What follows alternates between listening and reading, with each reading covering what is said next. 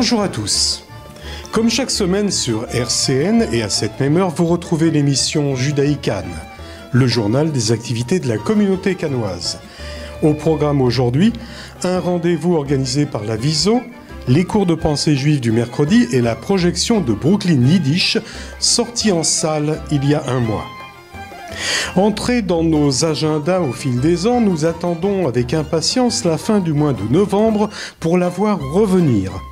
Je ne parle pas d'Halloween, mais de la fameuse soirée Beaujolais Nouveau prévue pour demain soir au centre communautaire de Cannes, et j'ai demandé à Isabelle Darmon, qui sera à mes côtés, de nous en parler.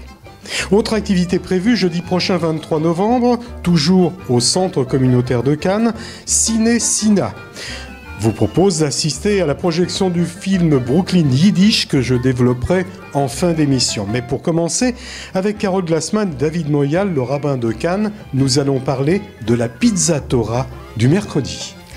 Chers amis, bonjour.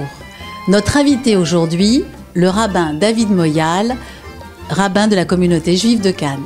David Moyal, bonjour David. Bonjour Carole et puis bonjour chers amis. J'ai invité David pour nous parler des cours de pensée juive qu'il organise depuis bientôt 4 ans au sein de notre communauté. Cher David, comment vous est venue l'idée de créer ces cours de pensée juive? Et à quel public s'adresse-t-il? D'abord, les cours de pensée ont toujours existé, je pense, dans ce centre. Mais particulièrement depuis quelques années, j'ai mis l'accent sur l'histoire. Et je pense que beaucoup d'entre nous méconnaissent totalement l'histoire biblique, oui, dans un premier temps. C'est vrai que pour beaucoup d'entre nous, la Torah s'arrête à Moïse. Et puis, il y a une suite après Moïse. Il y a un successeur qui s'appelle Josué. Alors, j'ai décidé cette année de commencer par Josué. Et j'étais agréablement surpris et même étonné de voir beaucoup de monde, de plus en plus de monde, qui viennent à ce cours. Il n'y a rien, j'allais dire, de religieux, mais il y a surtout une instruction d'histoire, tout simplement. Et c'est vrai que de voir petits comme grands, parce qu'il y a même quelques petits du Talmud Torah qui viennent le soir. Qui viennent aussi le soir. Et donc je me suis dit quelque part, un peuple qui s'attache à son histoire, c'est un peuple qui ne s'oublie jamais. Alors donc vous avez mis ça en place le mercredi, ça se passe de 19h à 20h15. Et puis c'est suivi bien sûr d'un dîner. Enfin on peut manger on peut manger, pas que les pizzas d'ailleurs. Oui, d'ailleurs qui est ouvert tous les midis, faudrait-il le rappeler. Mais en même temps, j'ai trouvé que au-delà de la pensée juive qui demande à chaque fois beaucoup de réflexion et beaucoup parfois de remise en cause, parfois de la connaissance. Alors que l'histoire, telle qu'elle est racontée, en tout cas je la raconte d'une manière très élémentaire, je dirais même très scolaire. Et je crois que je ne vous donnerai même pas une moyenne d'âge, parce que j'ai tantôt des personnes d'un âge avancé, j'ai quelques jeunes, comme je vous ai dit, du Talmud Torah, des moins de 13 ans. Et il était important de le faire parce que... Et d'ailleurs, la transmission est importante. Et d'ailleurs, nous l'avons aussi introduit cette année, comme les autres années d'ailleurs, mais encore plus particulièrement cette année au sein du Talmud Torah. Vous savez, ce qui m'a surtout interpellé, c'est le jour où on a décidé dans les hauts lieux que le peuple juif n'avait aucune relation avec Jérusalem. Alors, fallait-il que nous, on soit d'abord sûrs de ce que l'on va répéter aux autres, ce qu'on allait leur donner comme réponse. Et voilà que être dans la méconnaissance la plus totale, j'ai vu que bon nombre d'entre nous ne connaissaient même pas la relation du peuple juif avec Jérusalem. Donc pour moi, il était important de rappeler l'histoire à partir de Josué, et bien sûr la période des juges. Nous traverserons la période des rois, la scission dans le royaume d'Israël, le royaume de Juda. Et vraiment, c'est très, très intéressant. Donc ces cours ont démarré il y a à peu près un mois après à la nouvelle année juive. Oui. Et quels ont été les thèmes abordés jusqu'à présent? Qu'est-ce que vous avez abordé comme thème? Alors, pour l'instant, on est encore sur le récapitulatif, pardon, c'est-à-dire on a été sur le Deutéronome, c'est-à-dire la fin de la vie de Moïse, et on a de suite enchaîné avec l'histoire de Josué. On est vraiment dans tous les débuts, c'est-à-dire on est encore dans le début de l'histoire de Josué, et nous continuerons. Et d'ailleurs, je pense que si encore cela se poursuit, je pense que nous mettrons même un deuxième cours supplémentaire en semaine, tellement il est intéressant. Et il y a combien ça se passe dans les classes au premier étage, c'est ça? Alors, non, pour l'instant, on l'a mis à l'oratoire, ce qui permet en même temps de faire vivre cet oratoire. Il y a, c'est vrai, la partie synagogale, mais rappelez-vous que l'oratoire s'appelle aussi un Beth Midrash, c'est-à-dire un lieu d'étude. Oui. Et donc, c'est en même temps le lieu d'étude. Et que je rappelle au passage qu'en ce moment, nous avons les offices assez tôt, ce qui nous permet aussi d'étudier la Gemara, donc c'est-à-dire le Talmud, pendant une bonne heure de temps, le dimanche, le mardi et le jeudi. Donc ce qui nous permet vraiment de bien occuper cet endroit qui est un lieu d'étude, avant bien sûr d'être un lieu de prière. Donc aujourd'hui, il y a à peu près une vingtaine, une trentaine de personnes. Il y a même beaucoup plus, parce que la semaine dernière, l'oratoire, et encore pas plus tard, il y a 2 jours, l'oratoire était assez plein. J'étais même de plus en plus étonné. Et je crois qu'il y a même des personnes qui viennent un petit peu de loin, parce que, vous savez, le bouche à oreille, il se fait très très rapidement. Et je suis vraiment très très très heureux de dispenser ces cours, parce que je pense que c'est de là. En plus, ces cours, David, excusez-moi de vous couper, sont gratuits, c'est ça, sont délivrés. Oui, il y a peut-être une adhésion à l'année. Non, ces cours sont ouverts à tous. Sont à la portée de la communauté.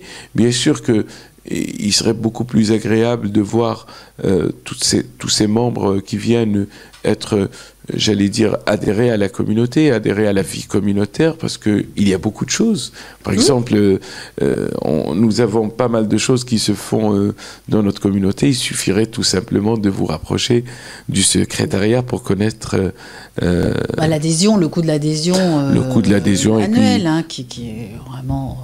Oui, et puis je rappelle au passage que les personnes en difficulté financière, la cotisation leur est offerte. D'accord. Est-ce qu'il faut apporter un livre? Il y a un livre à acheter, ou vous avez des... Non, j'ai demandé tout simplement aux gens de prendre quelques notes. C'est très rare, mais prendre des notes, parce qu'il y a quelques passages quand même importants. Il y a... Par exemple, dans l'histoire de Josué, il y a des passages au moment de la conquête, et tout cela est important, parce que c'est ce qui va permettre à la suite des cours de mieux comprendre l'histoire juive, tout simplement.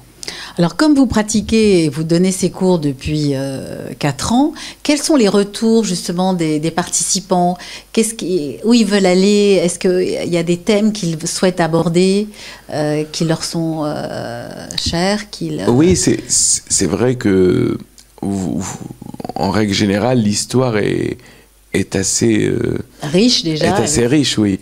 Mais c'est vrai que la plupart des gens veulent des sujets qui leur parlent. Bon, souvent, la fin, voilà, les fins de vie, l'accompagnement, voilà. Je Même pense le mariage, le mariage. Les jeunes mariés, ça serait, je ne sais pas si vous les avez invités à participer, mais pour moi, c'est une évidence. Oui, et d'ailleurs, il y avait un jeune couple la semaine dernière, pas cette semaine, mais la semaine dernière, qui avait participé justement à ce cours et qui avait trouvé ça formidable. Je pense que nous avons de la place pour tout le monde. Et d'ailleurs, dans nos différentes conférences, nous ouvrirons justement pour qu'il y ait peut-être beaucoup plus d'intervenants. Vous savez, voir toujours la même personne, on risque un petit peu de se fatiguer, mais on va ouvrir. D'échanger, de partager, d'échanger des points de vue, ou Complètement. Vous avez des historiens, des professionnels, des experts sur un tel ou tel thème. Tout à fait, tout à fait. C'est pour ça que nous irons vers ce cycle de conférences qui nous permettra, j'espère encore, d'attirer de plus en plus de monde pour donner une vraie vie de savoir dans cette communauté. Je le dis tout le temps, le savoir, c'est la vie. Et le savoir, c'est la même valeur numérique que la vie. Hayim en hébreu, et Hacham, le sage, c'est la même valeur numérique. Alors, ça ne demande pas grand-chose. Le savoir ne demande pas grand-chose. Juste de l'écoute, bien sûr, de l'écoute et de la réflexion. Et je crois que nos fidèles l'ont déjà ont compris cela, et c'est pour ça qu'ils sont nombreux et nombreux à venir ce jour-là. Et qu'est-ce qui vous a interpellé justement dans ce thème de Josué? Qu'est-ce qu'il a fait, ce Josué? Josué est important parce que c'est après Moïse, parce qu'on pense que la Torah, elle s'arrête aux 5 livres. Après les 5 livres, il y a Josué. Il y a cette partie qui s'appelle le Nar, les prophètes et les hagiographes, et je crois qu'il était aussi important d'en parler. Avant de terminer l'émission, cher David, vous aviez parlé de colloques. Je voulais rebondir justement sur le dernier colloque qui a eu lieu il y a une quinzaine de jours avec le Vivre Ensemble à Cannes, au Théâtre Miramar. Comment ça s'est passé et qu'est-ce que vous voulez justement exprimer sur ce micro ? Écoutez, ça a été un moment magique, formidable, cette entente entre tous les Canois, entre toutes les personnes de différentes confessions. Et puis nous les avons reçus il y a quelques jours ici pour fêter l'anniversaire, le 6e anniversaire. Le 6e anniversaire, ça a été magnifique. Je crois qu'un monde qui s'aime comme ça, je pense que c'est une image qu'on devrait faire véhiculer énormément. L'espoir, c'est qu'on vient du même endroit, tous, et on partira tous au même endroit. Mais on est surtout humain. Et quand on oubliera un jour qu'on appartient tous à cette même race, qui est la race humaine, si on n'oublie pas ça, je pense qu'on ne pourra que s'aimer, comme on l'a fait aujourd'hui. En tout cas, c'est à refaire... Pour l'année prochaine. Pour l'année prochaine, bien sûr. Si nos amis souhaitent en savoir plus, sur le site de Vivre Ensemble, à cannes.org. Alors, cher David, l'émission touche à sa fin. Qu'est-ce que le dernier mot, c'est vous qui le donnez à nos amis pour les inviter. Quel sera le thème la semaine prochaine? Je resterai toujours sur les mêmes thèmes, l'histoire, et puis je vous invite d'abord à venir, ceux qui n'ont pas l'habitude de venir, mais ceux qui voudraient venir pour la première fois. Vous verrez une très très bonne...